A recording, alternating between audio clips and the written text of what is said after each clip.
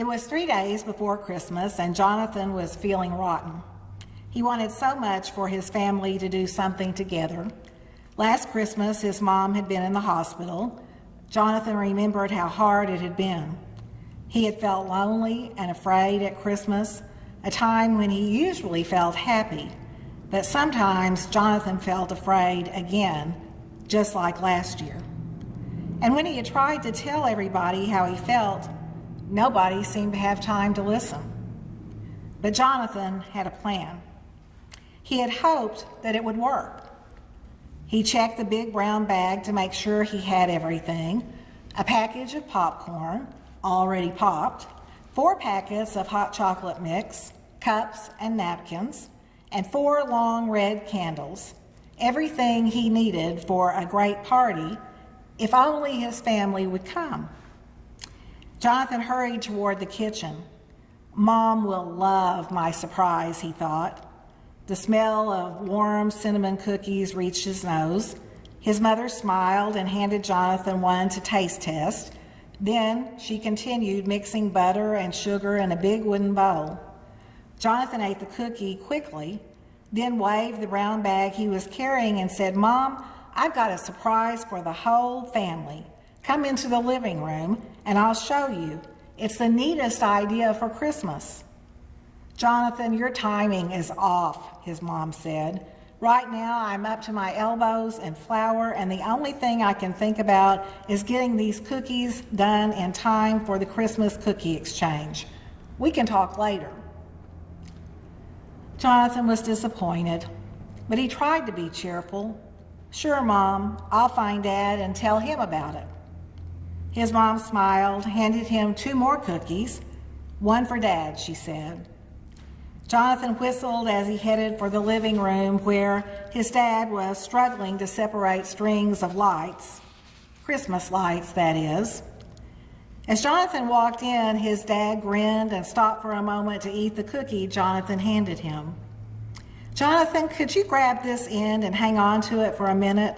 I'd like to put these lights up around the window, but they're all tangled together." Jonathan took the string of lights. "Dad, I've got a great idea could you pull the rope just a little tighter on your end?" his father interrupted. "Sorry, son, I don't have time to listen right now. If we're going to get ready for Christmas, I need to get these lights up tonight." Jonathan sighed. "Sure, Dad." He straightened the string of lights, untangling knots as he went. The wind blowing outside made him feel sad. 15 minutes later, Jonathan climbed the stairs to his brother Scott's room. Scott was almost 12, 3 years older than Jonathan. If he liked Jonathan's party idea, the 2 of them could get it set up and surprise Mom and Dad. Jonathan suddenly felt cheerful again. Scott was hunched over his desk as Jonathan walked in with the brown bag in his hand. He looked up briefly and said, "Hi, Shrimp." Jonathan felt dumb, like he always did when Scott called him Shrimp, like he was only in kindergarten or something instead of 4th grade. Scott was wrapping colored string around an orange juice can that was dripping in glue. "It's going to be a pencil holder for Dad for Christmas," he explained. "Pretty neat, huh?" Jonathan wasn't sure this mess would ever look like a pencil holder, but he thought it best not to say anything. Instead, he said, "Hey, Scott, I've got a great idea, too. It's something the whole family can do together. Look." And he opened his bag and took out the 4 big candles. Scott didn't even have to look up.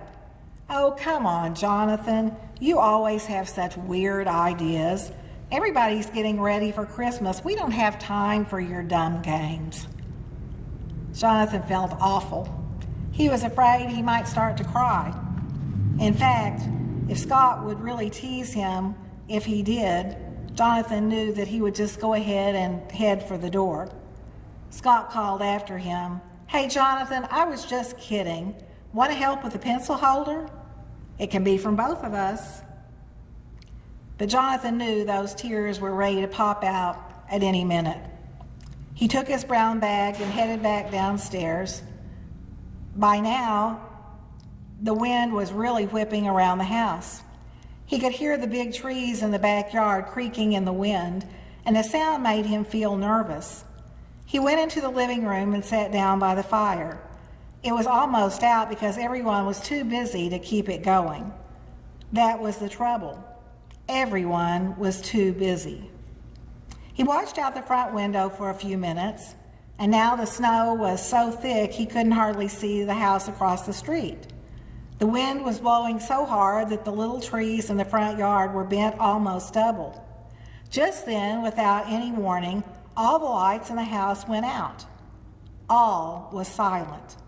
Even the wind was quiet for a moment. Suddenly, there was banging noises as Scott bumped into things on his way downstairs in the dark. Jonathan's heart was pounding as he sat alone in the dark. He was glad to see the shadowy shapes of his mom and dad and Scott coming into the room.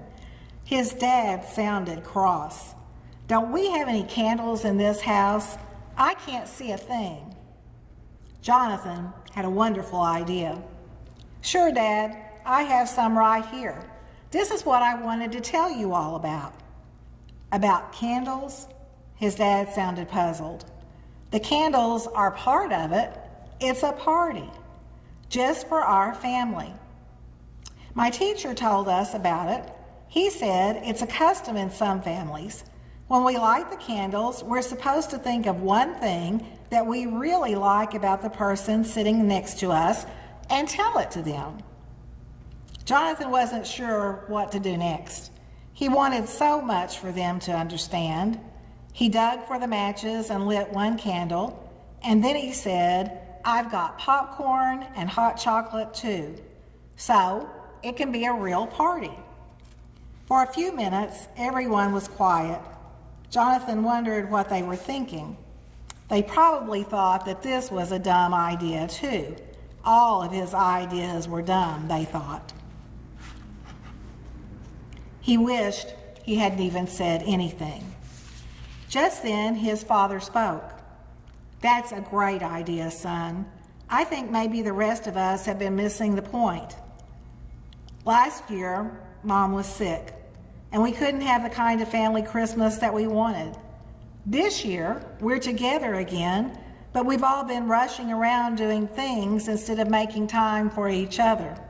Let's light some more candles and get the party started." Jonathan's mom moved closer and put her arm around him. Then Scott gave his shoulder a quick squeeze, and Jonathan knew it meant, "I'm sorry." Even before the candles were lit, Jonathan began to feel a glow. He didn't feel afraid anymore. This was going to be a great Christmas after all.